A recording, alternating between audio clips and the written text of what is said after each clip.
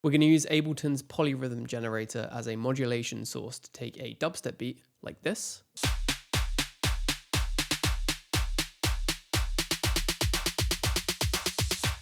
And turn it into this.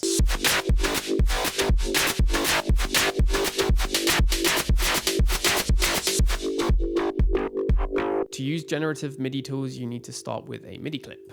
Inside the MIDI editor, you've got this like clip area over on the left here. It's split into two sections. So this left half is for clip properties, so things like setting the loop, setting the length, etc. And the section on the right is tools for editing your clips. We've got pitch and time utilities, MIDI transformation tools, and the thing that we're after, which is MIDI generative tools. Out of the box, you get access to 5 of these generative tools. So there is rhythm, for creating interesting rhythms at a given pitch, so good for things like drums. Seed, which kind of splatters a bunch of notes on the clip kind of randomly, given the parameters that you set, like the pitch, duration, velocity, etc. Shape, which lets you like literally draw a shape of notes. Kind of cool. Stacks for creating chords. And Euclidean for creating kind of mathematically perfect patterns.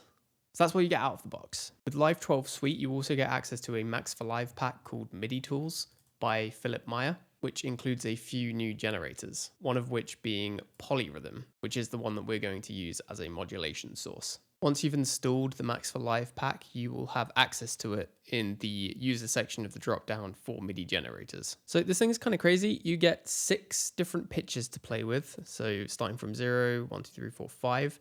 Each one of these is a different pitch that you can play with. And each of these is offset to the bass note. So if we're starting at C1, 0 will be C1, this would be 1 above it, etc., etc., etc. Except for if you are in scale mode, like I happen to be in scale mode. If I'm not in scale mode, then this would be C1, and then this would be C sharp 1 if I was to use this one. If I set a scale mode, like C minor, these then become the degrees on the scale away from the bass note. So it's 1 degree away from the bass note. So for C minor, that would be D instead of C sharp, for example. So with our root note being C1, I can set the density of this to 4, like that. And you'll see we get 1, 2, 3, 4, or 4 on the floor using that sign. Then if I add a density of 3 to the next pitch, you'll see it kind of does almost like it adds 3 to our first section here, and it is a polyrhythm already.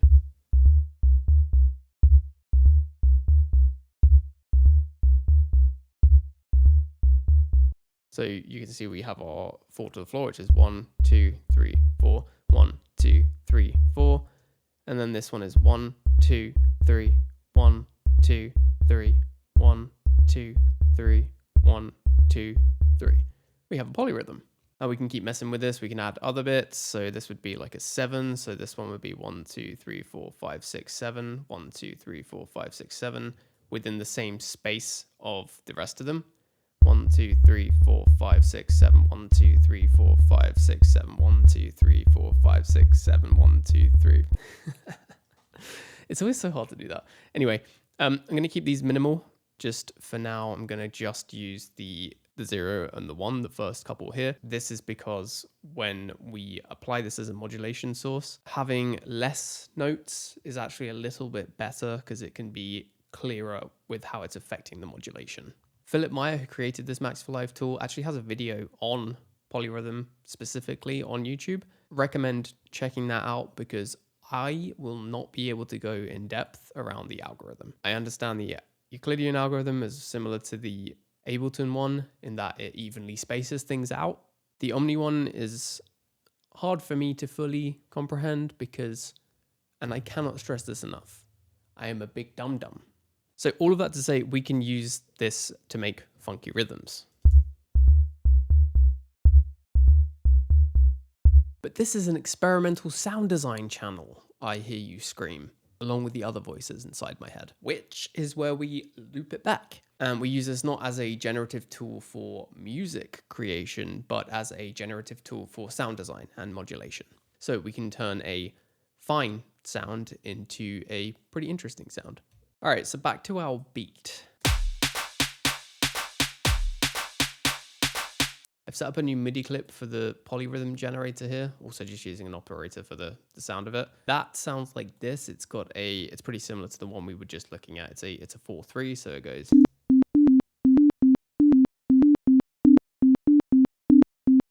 And on the second half of this beat, I've just got another one that goes like this. Which is pretty funky. So moving on to the drums themselves. Using the clip as a modulation source means that we actually have to have something to modulate. And in my case, I am using Roar as the effect that we're going to be modulating using this. I've dialed in each one of these shapers like a ton. So a lot of them out on the lows, loads on the mid, using the poly shaper with a really high level, and a noise on the top with another high kind of level and amount here. Drive is all the way down, which you'll see why in a minute. We're going to be automating that. Tone is up a bit because I thought it sounded cool. And then feedback mode, I've got set to about 10%. Frequency is about 158. And the reason for that is it creates a really interesting sort of drone sound for these drums, which you'll be able to hear as I play it.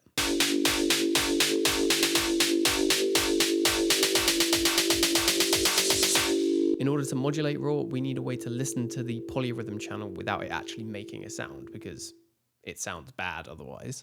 So I've added an envelope follower here, which is listening for audio from that polyrhythm channel to modulate the drive of Roar here. So it's important to note that when you're setting the audio from, choose either pre-effects or post-effects. We don't have any effects on the polyrhythm channel, so it doesn't really matter which one.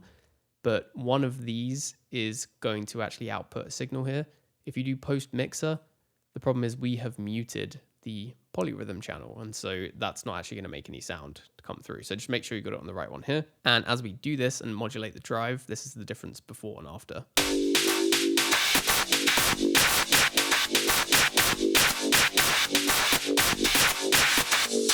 So we're getting a bit of polyrhythm on the drive there. I've done the exact same thing for the feedback amount and another envelope follower for the feedback frequency.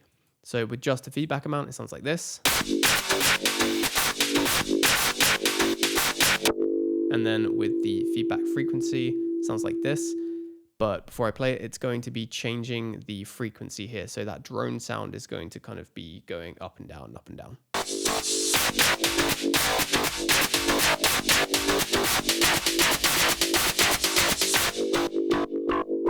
Cool, and then finally I've added an EQ kind of around the point that a resonant frequency sounded nice. And then I've added a shaper box to duck it underneath a kick. Kind of got a longer duck for the low end and a shorter duck for the high end. Put a kick underneath it, and together it sounds like this.